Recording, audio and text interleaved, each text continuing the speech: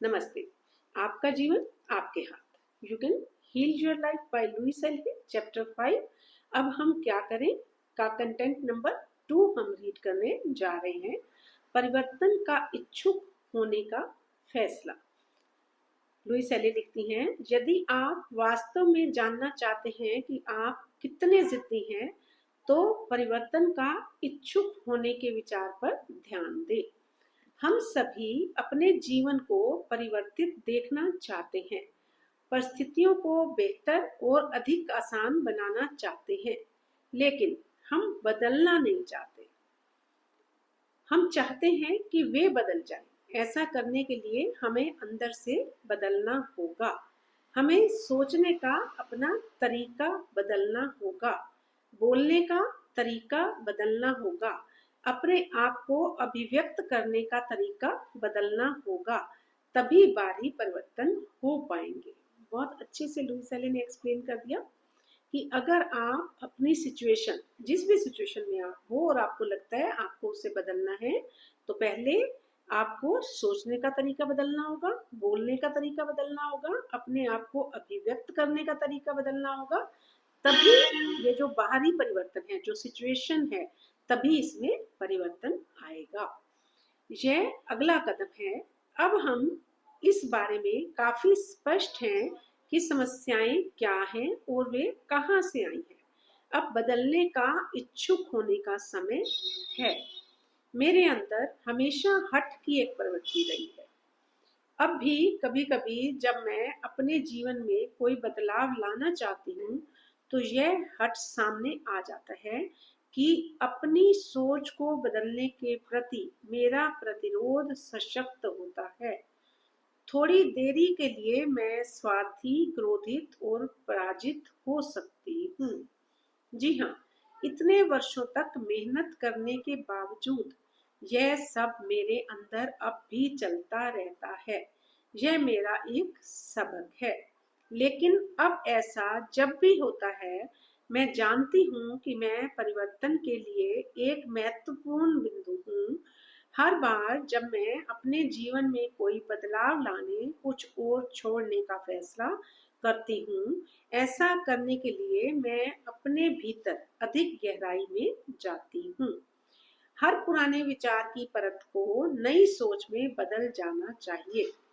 उसमें से कुछ आसान है और कुछ एक पंख से चट्टान उठाने की तरह है। जब मैं कहती हूँ कि मैं परिवर्तन लाना चाहती हूँ, तो मैं पुराने विचार को दृढ़ता से पकड़ती हूँ और उतना ही जानती हूँ कि उसे छोड़ना मेरे लिए सबसे महत्वपूर्ण है। इन चीजों को सीखने के बाद ही मैं दूसरों को सिखा सकती हूँ। मेरी राय है कि वास्तव में कई अच्छे शिक्षक खुशहाल परिवारों में नहीं होते, जहाँ सब कुछ आसान होता है। वे अधिक पीड़ा व दुख देखकर आते हैं और वे उस स्थान तक कई परतों को पार करके पहुंचे होते हैं, जहां अब वे मुक्त होने में दूसरों की मदद कर सकते हैं। अधिकतर अच्छे शिक्षक सीमाओं की गहरी परतों को हटाने के लिए और भी अधिक विचारों को छोड़ने पर लगातार काम करते रहते हैं। यह एक जीवन भर का व्यवसाय बन जाता है। पहले मैं आस्थाओं को छोड़ने के विषय में जिस रूप में काम करती थी और आज जिस रूप में काम करती हूँ, उसमें प्रमुख अंतर यह है कि अब मुझे ऐसा करने के लिए अपने ऊपर क्रोधित नहीं होना पड़ता। अब मैं यह नहीं मानती कि मैं केवल इसलिए एक बुरी इंसान हूँ कि मुझे अंदर से बदलाव के लिए कुछ और मिलता है। तो इसमें जितना मैं समझी हूँ, लुइस एले बता रही हैं कि हमें अपने पे फोकस करके अपने बारे में जो भी हमारी धारणाएं हैं, आस्थाएं हैं, उनको हम बदल सकते हैं और अपने जीवन को इम्प्रूव कर सकते हैं। अपनी सोच को बेहतर बनाकर हम अपने जीवन को खुशहाल और खुशनुमा बना सकते हैं। तो टोटली काम हमें अपने ऊपर करना है। और जहाँ पे वो ये भी बताती हैं कि जो लोग इस लायक बने हैं कि दूसरों को भी हील कर सकते हैं इमोशनली, जिन जो अपने ऊपर काम कर चुके होते हैं, वो किसी बहुत ही अच्छे और हेल्दी एनवायरनमेंट से नहीं आते।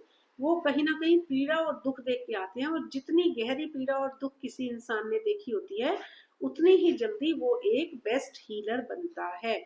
वो ये बता रही हैं कि जितना जीवन की परतों को पार कर कर आगे हम निकलते हैं, दुख और पीड़ा से हम निकलते हैं, उतना ही हम उन्हें अच्छे से समझ पाते हैं और दूसरे लोगों को उस पीड़ा और दर्द से मुक्त करने के लिए हम कैपेबल बन जाते हैं। जो भी ऐसा एक टीचर बनता है, वो अपने जीवन में काफी कुछ विचारों को छोड़कर आगे बढ़ा होता है, और काफी कुछ प्रॉब्लम्स को, आस्थाओं को छोड़कर आगे बढ़ता है, और वो समझ जाता है कि जो सामने वाला इंसान हीलिंग लेने के लिए भी आया है, चाहे उसे लग रहा है वो बुरा है, एक्चुअली वो बुरा है नहीं, बस उसने अपने विचार में ये बना लिया।